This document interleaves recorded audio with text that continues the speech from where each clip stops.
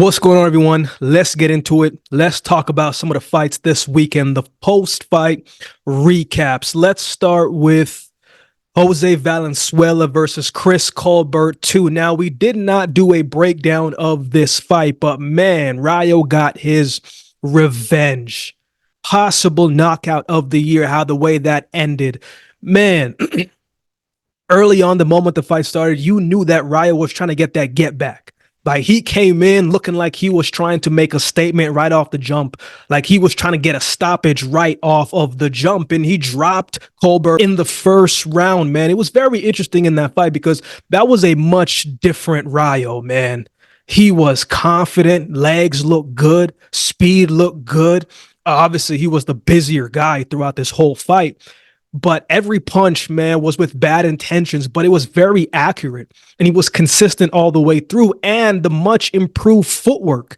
Like, Rayo did some stuff I didn't know that he was able to do. The man was looking very Lomachenko-ish in his prime. Like, he looked very, very, very good in that fight. And it's a great performance because now he's avenged his loss. It was already a close, controversial fight, the first fight, but he avenged his loss, and he did it in a spectacular performance, and he closed out the show. And as much as the back and forth of him and Chris Colbert were going leading up to the fight, he was the one that came out on victorious. He was the one who was standing on that mountain looking down, man. So it was a much better fight from Rayo, a more improved Rayo.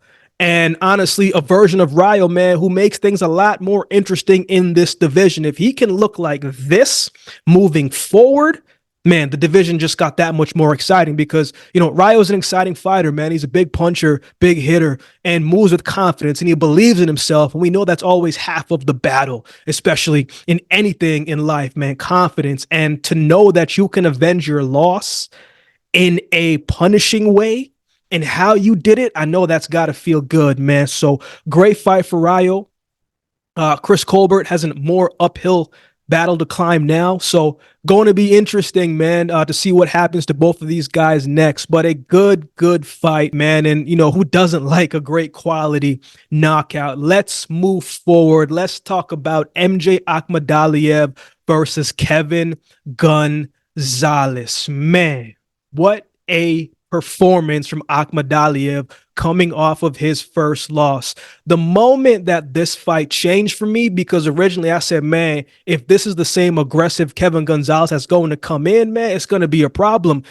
But it wasn't the same Kevin Gonzalez that came into the ring. It was a more of a boxer type of Kevin Gonzalez. And as I said in the video, man, I don't think that was his best bet to win that fight because MJ has so much amateur pedigree and he's so skilled in that category that he's going to have the upper hand if he chooses to box. And so I wasn't expecting Kevin Gonzalez to try to come in and try to box his way to victory. I was expecting him to bang on the body, getting close and be the aggressive guy and really try to neutralize and smother some of the stuff that Akhmadaliev was going to do or try to do. But man, Akhmadaliev, man, he controlled the distance greatly.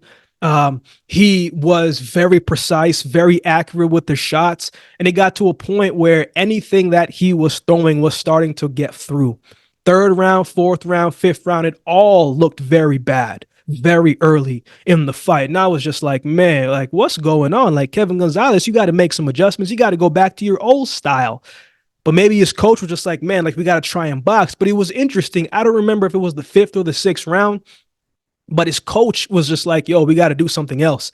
Let's go back to what we usually know how to do. And so it just a little bit of confusion in that corner, man. And he just never recovered from it. The punches got harder, started to landed more cleaner as the fight went on. And Akhmadaliev really just closed out the show in beautiful fashion, man. It looked like he was in there more dialed in and more locked in than when he was undefeated. Like in the younger times when he was coming up. I think the loss made him better. I think the loss made him a little bit more hungrier. I thought the loss is really the thing that helped him finish this fight in the way how he finished it, man. Honestly, I was very impressed by the complete package of Akhmadaliev. Yes, we know how skilled he is. We know how talented he is. We know the gifts that he does possess, but you never know how someone is going to respond after a loss. And I thought he responded as as best as anyone ever could coming off of a loss. He's still a dangerous guy, still a dangerous opponent. I just was not expecting that type of fight from Kevin Gonzalez. That wasn't the right game plan, in my opinion. Great win for Akhmadaliev as he moves forward, and he puts himself right back into contention for a title shot down the road. Good fight, man. Good fight. Let's keep moving. Let's talk about David Morrell and Sena Agekbo. 2 rounds. That's all it took for Morrell to stop and win this fight. I thought it was at least going to go to about 5 or 6. But David Morrell, man, every time he steps in the ring, like, he just shows us something different, right? The patience, the accuracy, the power in the shots. In the first round, man, he was moving forward, coming forward, pressing the fight. And all of a sudden, you saw Morrell find a way how to land a looping right shot, right hook over the guard, around the guard of Sena Agekbo, and it stumbled him. And that's when I was just like, man, like, that was like his 7th power shot, and it got through, and you can barely stand that power. And so you just knew after that it wasn't going to last too long before it closed out the show. I still didn't think it was going to be that quick, man, but it goes to show, man, once David Morrell starts to turn things up offensively, like, he's got every shot in the book. There's no shot that he can't land. And his footwork is so good that he can put himself in positions that most people his size aren't able to do. He's got the footwork of someone who is in the 135, 140-pound division. He's got the footwork like a guy like Lomachenko, like a AkeemHaynes. Like, he has that type of athleticism and ability to move, and that's one of his strengths. That's what makes him so good. Yeah, we know he's got the power, but he can do a lot of other things that make the power even that much greater. So it was a great win for him, man. And I think 2024 is going to be a big year for him. And he wants those big fights. He wants a David Benavidez. He wants all of that. I'd love to see him in the ring next with the top 10 guy in the division, right? Maybe a top 5. But man, it's hard not to think that this guy is not a future champion down the road. I think he does so many things extremely well. And as we've seen, every single time that he fights, he starts to get better and better and better.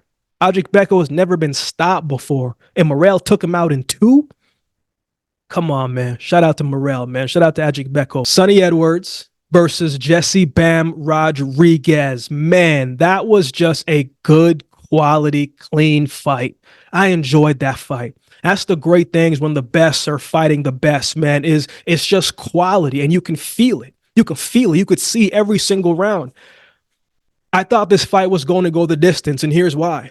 As I said in the video, man, if Sonny Edwards started to stand there and engage with Bam, it was not going to work in his favor. That's not how Sonny fights. He doesn't have the power to be fighting fights like that.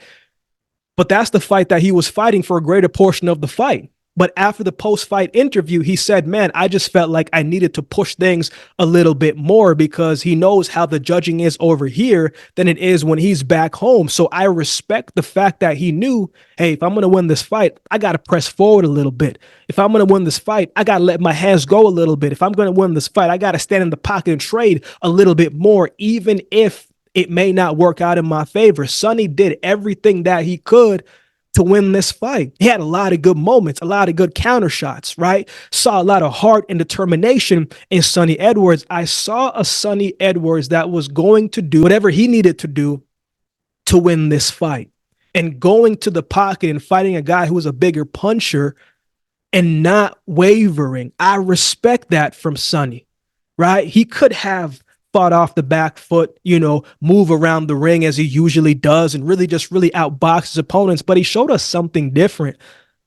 He left everything in there, man. He tried to go for it. And you have to respect that. Now, Bam, what a beautiful performance. There's nothing bad that you can really say about Bam's performance.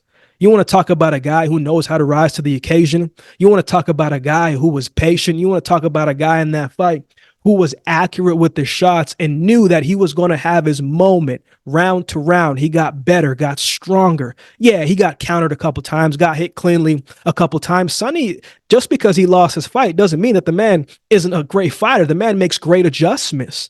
And so when you have the best fighting the best in a high level, high caliber fight, man, sometimes the momentum is going to be one way, sometimes the momentum is going to be in another way.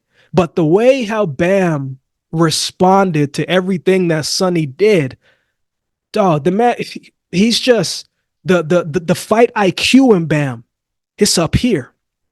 It's up here because he was going to the body, he was going to the head, he was cutting off the ring exceptionally. That was one of the things that I said in the video. And many of you said, if Bam can't cut off the ring, it's going to be a long night for him because Sonny is a mover. It's hard to catch a guy that you can't cut off the ring.